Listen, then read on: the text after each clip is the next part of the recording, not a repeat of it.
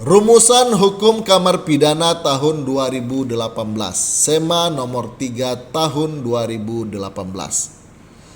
Rapat pleno Kamar Pidana Mahkamah Agung pada tanggal 1-3 November 2018 di Hotel Intercontinental Bandung telah menghasilkan rumusan hukum sebagai berikut. 1. Permohonan peninjauan kembali oleh terpidana yang berada di lapas tanpa kuasa hukum. A.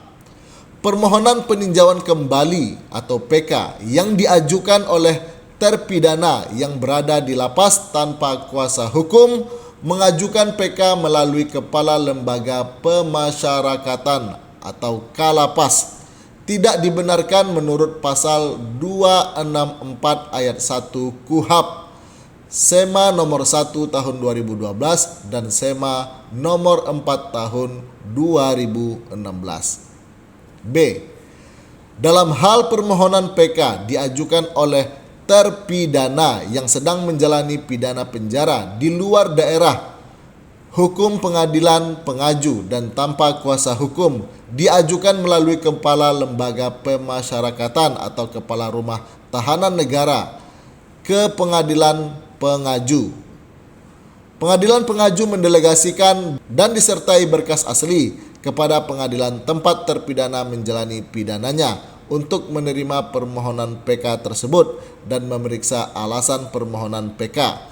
Berkas perkara peninjauan kembali beserta berita acara pemeriksaan dan berita acara pendapat yang dibuat oleh hakim penerima delegasi dikirim kepada pengadilan pengaju untuk selanjutnya dikirim ke Mahkamah Agung.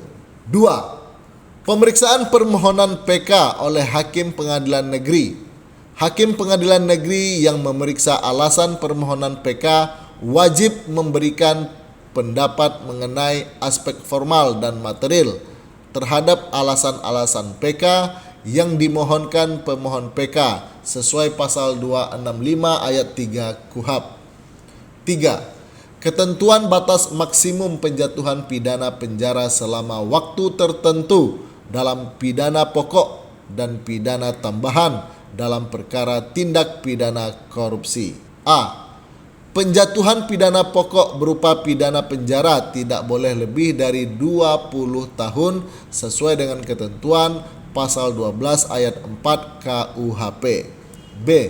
Dalam perkara tindak pidana korupsi, pidana penjara sebagaimana dimaksud dalam pasal 18 ayat 3 Undang-Undang Nomor 31 Tahun 1999 tentang Pemberantasan Tindak Pidana Korupsi sebagaimana diubah dengan Undang-Undang Nomor 20 Tahun 2001 tidak termasuk pidana pokok sebagaimana ketentuan pasal 12 ayat 4 KUHP, melainkan merupakan pidana penjara pengganti atau subsidiaritas pembayaran uang pengganti yang lamanya pidana penjara tersebut sudah ditentukan dalam putusan pengadilan. 4. Ketentuan penjatuhan pidana tambahan berupa pencabutan hak untuk dipilih dalam jabatan publik yang dipilih atau elected officials.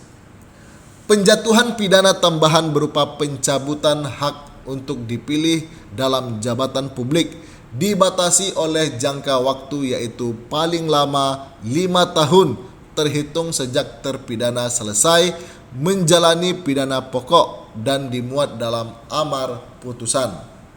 5. Penghitungan nilai mata uang asing atau kurs asing dalam menentukan besarnya uang pengganti. Penghitungan nilai mata uang asing untuk menentukan besarnya uang pengganti dilakukan sesuai dengan nilai mata uang asing atau kurs tengah yang diterbitkan oleh Bank Indonesia pada saat tindak pidana dilakukan atau tempus delicti. 6. Perubahan SEMA nomor 7 tahun 2012 tentang nilai kerugian keuangan negara. Penerapan ketentuan pasal 2 ayat 1 dan pasal 3 Undang-Undang nomor 31 tahun 1999 tentang pemberantasan tindak pidana korupsi sebagaimana diubah dengan Undang-Undang Nomor 20 Tahun 2001 berdasarkan SEMA Nomor 7 Tahun 2012 menentukan jika nilai kerugian keuangan negara di atas 100 juta rupiah dapat diterapkan pasal 2 ayat 1. Namun jika nilai kerugian keuangan negara kurang dari 100 juta rupiah dapat diterapkan pasal 3.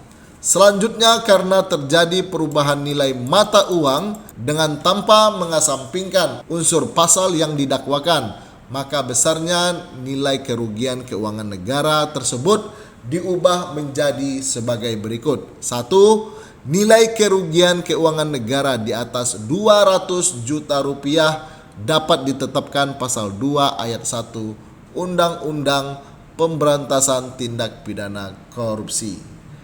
2. Nilai kerugian keuangan negara sampai dengan 200 juta rupiah dapat ditetapkan pasal 3 Undang-Undang Pemberantasan Tindak Pidana Korupsi.